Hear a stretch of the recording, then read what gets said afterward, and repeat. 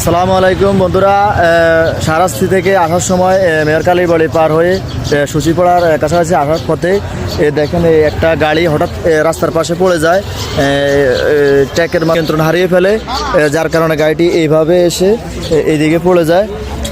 দেখুন গাইস, আপনারা দেখতে থাকেন। এখানে অনেক মানুষের ভিড় হচ্ছে, অনেকেই এই গাড়িটি কিভাবে উঠানো যায় সেই বিষয় নিয়ে কাজ করতেছে।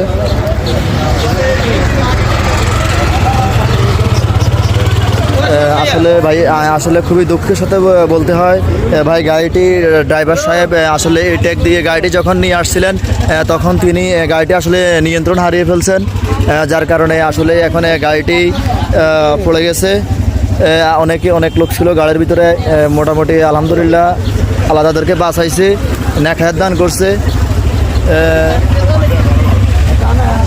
আসলে ওইরকমভাবে কেউ